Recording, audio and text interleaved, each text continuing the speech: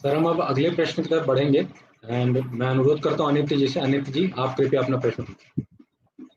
Sir, हम जब इसके लिए प्लान कर रहे थे आपको इनवाइट करने के लिए, तो डिस्कशन आपस में जब हो रहा था, तो हम सब ये इस बात को लेके तो बिल्कुल कन्विंस थे, और एक्चुअली स्टार्ट ही वहाँ से हुआ। हमारा स्टार्टिंग पॉइंट जो था कन्वर्सेशन का, वो यही था कि माई गॉव का कोई भी जिस चीज़ पे लोगो लग गया, फिर उसके बारे में हमें ये नहीं सोचना पड़ता कि इसको कहीं चेक करना है, कुछ करना है। वो जो इन्फॉर्मेशन आएगी वो 100% ऑथेंटिक होगी, सही ही होगी। फिर चाहे वो टेलीग्राम पे आपका ब्रॉडकास्ट चैनल है, ट्विटर का हैंडल है, इंस्टाग्राम हैंडल है, या फेसबुक है, हर जगह पे माई गॉव जो है वो ऑथेंटिसिटी की पहचान है। और ये विश्वसनीयता जो है, ये एक दिन में या आ जाए, ये इतना आसान भी नहीं होता है जितना सुनने में, या मैं बोल रहा हूँ तो लग रहा है कोई ये सोच रहा होगा कि हाँ ये तो होना ही चाहिए।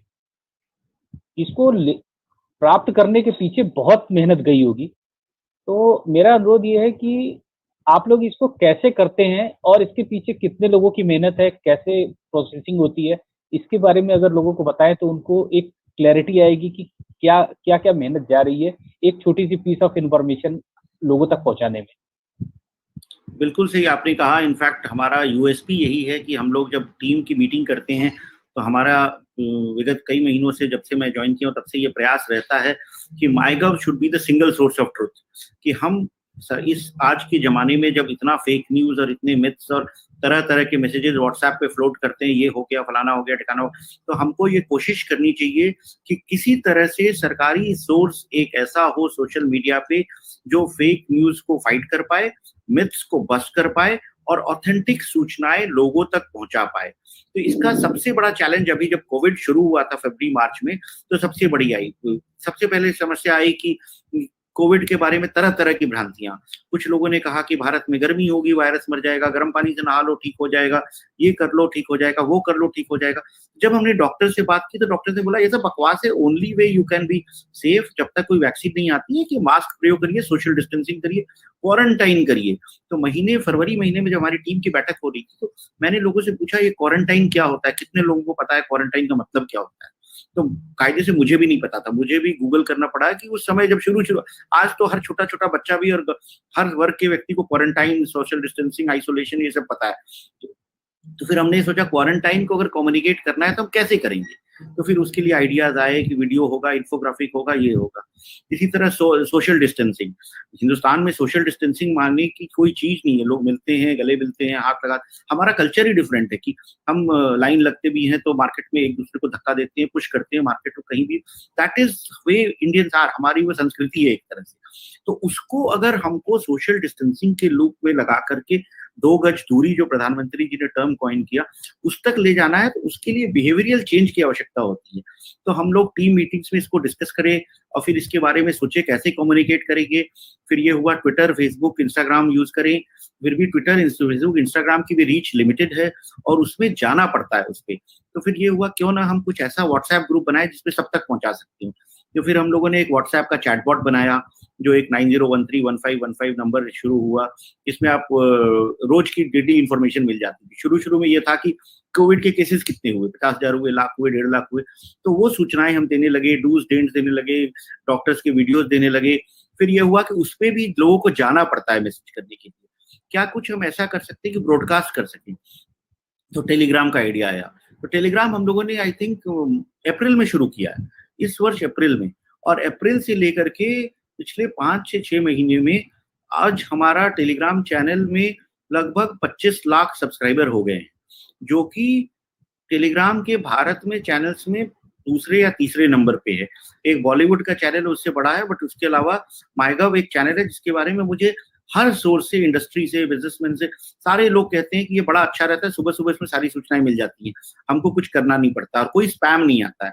वरना तमाम और व्हाट्सएप ग्रुप हैं जिसमें कॉलेज के और दोस्त लोग भेजते हैं इन्फॉर्मेशन, बट उसके साथ बहुत सारा कचरा भी भेजते हैं, तो जो अच्छे मैसेजेस होते हैं वो गायब हो जाते हैं। तो इसको हम लोगों ने ऐसे डिजाइन किया है कि इसमें केवल ऑथेंटिक इन्फॉर्मेशन रहेगी और लोगों तक पहुंचेगी, इसलिए हमारा सब्सक्राइबर बेस ऑर्गेनिकली बढ़ रहा है। ये नहीं है कि हम कोई पेड कैंपेन कर रहे हैं या कुछ कर रहे हैं। और टेलीग्राम अभी व्हाट्सएप से कम पॉपुलर इंडिया में और उससे ज्यादा भी बढ़ रहा है। तो इसमें इसको पॉपुलैरिटी एक तो विभिन्न चैनल्स को यूज करने से, चैटबॉट वगैरह बना करके, व्हाट्सएप टेलीग्राम यूज करने से, और जो सबसे बड़ी बात जो आपने पूछी कि हम कैसे क्रिएटिविटी को बढ़ावा देते हैं, तो हमारी जो टीम है उसमें ये धारणा रहती है कि सोशल मीडिया पे शेल्फ लाइफ बहुत कम होती है। अगर आप कोई भी चीज डाल रहे हैं इंस्टाग्राम पे या ट्विटर पे या फेसबुक पे, तो अगर उसमें जो डिजाइन है उसमें बदलाव नहीं आता है तो लोग देखना बंद कर देते हैं, सब कुछ रटा रटाया लगता है। और सरकारी कम्युनिकेशंस में अक्सर वही होता है कि अगर एक पन्ने का पेज है, आधा पन्ने का पेज है, तो उसका डिजाइन फिक्स रहता है। जो डिजाइनर होते हैं, इधर एक फोटो रहेगी, इधर एक फोटो रहेगी, इधर एक लोगो रहेगा, एक अनाउंसमेंट रहेगा, टाइम लिखा रहेगा। तो most people will not even look at it कि क्या इवेंट है, किस डिपार्टमेंट का क्या, वो पन्ना ऐसे ही पलट जाते हैं और करोड़ों रुपए बर्बाद हो जाते हैं। तो हमने ये सोचा, हमारी टीम है जो पहले तो जब भी हम काम शुरू करते हैं, अगर कोई कैंपेन होना है तो उसके बारे में जो संबंधित विभाग है उससे पूरा कंटेंट ले लेते हैं। उनसे पूछते हैं कि आपके जो सक्सेस स्टोरीज हैं, टेस्टिमोनियल्स हैं, फोटोग्राफ्स हैं और यूनिक चीजें हैं, डेटा जो है वो दे दीजिए। फिर हमारी रिसर्च टीम उस पर काम करती है। जहाँ नंबर्स होते हैं, नंबर टेबल वगैरह से कोई भी समझ में आता है, 1,00,000 1,50,000 अगर हम केवल नंबर दे दे तो दैट डजंट कन्वे एनीथिंग। तो उसको फिर हम चार्ट्स बनाते हैं, पिछले साल से या पिछले 6 वर्षों में क्या बढ़ोतरी हुई है उसको दिखाते हैं। या फिर जो कोई इम्पैक्ट है, जैसे कोविड में आज लोग परेशान हो रहे हैं कि 1,00,000 केसेस रोज आ रहे हैं, तो उसको हम बीट करते हैं कि भाई 1,00,000 इसलिए आ रहे हैं क्योंकि 1 करोड़ से ज्यादा टेस्ट, 10 लाख से ज्यादा टेस्ट हो रहे हैं। तो जो पर टेस्टिंग पॉजिटिव रेट है वो तो 7 से 8% ही है, वही शुरुआत से चला आ रहा है। और टेस्टिंग जितने ज्यादा करिएगा, समस्या का समाधान उतनी जल्दी होगा। तो फिर उस मैसेज को हम फ्लो करना चाहते हैं। फर्टिलिटी रेट हम देखते हैं, फिर हम विभिन्न देशों के फर्टिलिटी रेट से कंपेयर करते हैं कि सॉरी, हर आंकड़ा एक पर्सपेक्टिव के हिसाब से देखना पड़ता है। तो उसमें रिसर्च टीम काफी मेहनत करती है। जो गाइडलाइंस होती हैं, जैसे एमएचए की लॉकडाउन गाइडलाइंस थी, उसको हम ब्रेक डाउन करते हैं, फिर उसको हम बुलेट पॉइंट्स बनाते हैं, उसको सिंप्लीफाई करने की कोशिश करते हैं, पिछले इन्फोग्राफिक से कलर्स और डिजाइन डिफरेंट करने की कोशिश करते हैं। फिर उसको वेटिंग होती है रिसर्च टीम, फिर मुझे दिखाई जाती है, हमारे 2-3 सीनियर ऑफिसर्स हैं, हम लोग सब एक एक करके माइन्यूटली पढ़ते हैं, कहीं कुछ गलत तो ना हो रहा हो। We cannot be factually wrong. सरकारी कम्युनिकेशन जबकि हम सिंप्लीफाई कर सकते हैं, बट फैक्चुअली गलत सूचना हम देना अफोर्ड नहीं कर सकते हैं, तो उसको करते हैं। फिर कई बार टाइमलाइंस इतनी कम होती हैं कि रात के 2-2 बजे तक ये मंत्रणा चलती रहती है व्हाट्सएप पे, बैक एंड फोर्थ ये वो। एंड उसके बाद ये सूचनाएं हम जो लाइन मिनिस्ट्री उससे भी शेयर करते हैं कि अगर एमएचए की गाइडलाइंस है तो एमएचए को भी दिखा देते हैं कि भाई हम ये इशू करने जा रहे हैं। तो जब वो ग्रीन सिग्नल देती है तब ये इशू होता है। और जब लॉन्च करते हैं तो सब जगह हम शेयर करते हैं, सारे प्लेटफॉर्म्स पे, इंस्टाग्राम पे, Twitter, LinkedIn, Facebook, WhatsApp, chatbots, Telegram, हर जगह ये शेयर होता है। फिर इनफॉर्मल नेटवर्क्स पे भी हम शेयर करते हैं। फिर हमारे जो माईगव साथी हैं जिनको हम यूज करते हैं उन तक पहुंचने के लिए, कि जिनके पास स्मार्टफोन्स नहीं है उन तक शेयर करते हैं। फिर कभी कभी फीडबैक मिलता है, फिर हम उसको पीआईबी को देते हैं। इंग्लिश और हिंदी तो हम कर लेते हैं, जो इंपॉर्टेंट कम्युनिकेशन होती है वो पीआईबी को देते हैं, उनसे हम रीजनल लैंग्वेजेस में ट्रांसलेट करा लेते हैं। और रीजनल वाला हम ट्विटर पे सारा शेयर नहीं करते हैं अपने, बिकॉज वो भी हमारे अंदर मंत्रणा चल रही है क्या हम रीजनल ट्विटर हैंडल में शुरू कर दें, स्पैमिंग भी नहीं होनी चाहिए। अगर हम 30 इन्फोग्राफिक एक थीम के रिलीज कर रहे हैं तो उसी के अगर इंग्लिश हिंदी सब में डाल दे तो फिर वो कचरा सा लगने लगता है और लोग फिर एंगेजमेंट कम हो जाता है। तो उसको फिर हम व्हाट्सएप के माध्यम से डिफरेंट स्टेट्स के ग्रुप्स में शेयर कर देते हैं, क्योंकि हर बेनिफिशियरीज की स्कीम्स होती हैं। उसको ई संपर्क हमारा एक पोर्टल है, ई संपर्क के माध्यम से ईमेल्स भेजते हैं, न्यूज़लेटर जाता है, हर सैटरडे को न्यूज़लेटर जाता है लोगों को। कई बार जो इंपॉर्टेंट सूचनाएं होती हैं उसको हम एसएमएस से भी भेजते हैं, ताकि जो जैसे अभी पीएम इवेंट्स जो चल रहे हैं, आज मध्य प्रदेश का इवेंट हो रहा है जिसमें 1 करोड़ लोगों ने रजिस्टर किया, जिसमें pmevents.ncog.gov.in पे लोगों को रजिस्टर करना था। बस 2 दिनों में 1 करोड़ लोगों को रजिस्टर करना एक बहुत ही बड़ा फीट था, जो कि हुआ। मध्य प्रदेश सरकार ने बहुत सपोर्ट किया। तो हर माध्यम, हर चैनल का इस्तेमाल होता है।